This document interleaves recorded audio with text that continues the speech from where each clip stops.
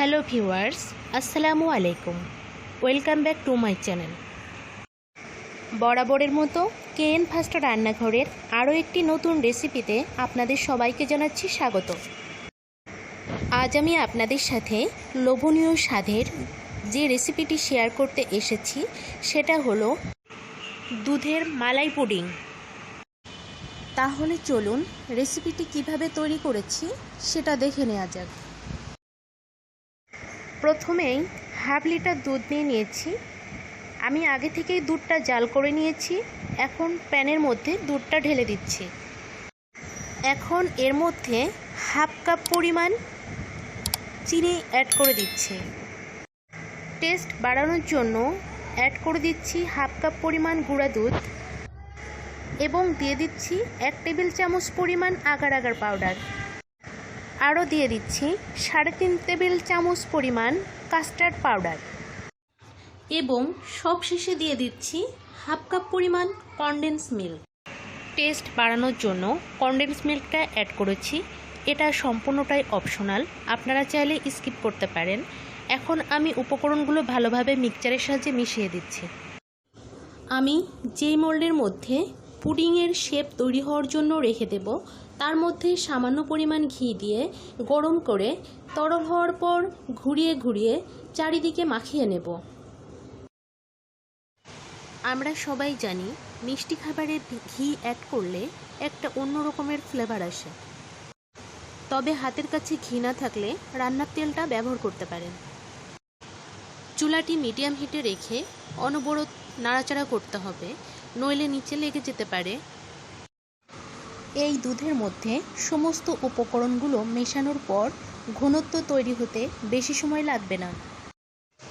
আমার এই ভিডিওটি যদি আপনাদের ভালো লেগে থাকে আমার চ্যানেলটিকে সাবস্ক্রাইব করে পাশে থাকা বেল বাটনটি প্রেস করে দেবেন আমার চ্যানেলের নতুন রান্নার ভিডিও পেতে এবং আমার নতুন ভিডিও তৈরির জন্য উৎসাহ দিতে।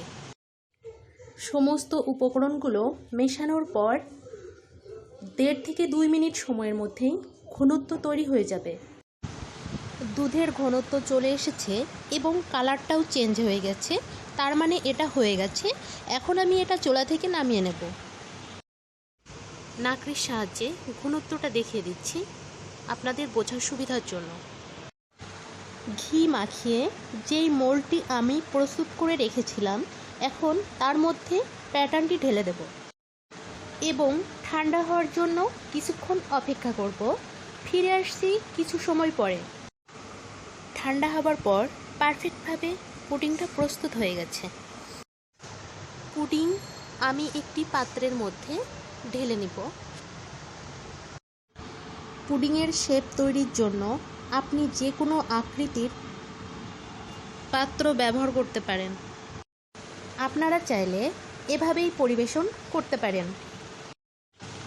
সৌন্দর্য বৃদ্ধির জন্য এবং এর টেস্ট আরও বাড়ানোর জন্য আমি গুঁড়া দুধ ছিটিয়ে দিচ্ছি। আমার এই রেসিপিটি যদি আপনাদের ভালো লেগে থাকে অবশ্যই বাসাতে একবার হলেও ট্রাই করবেন।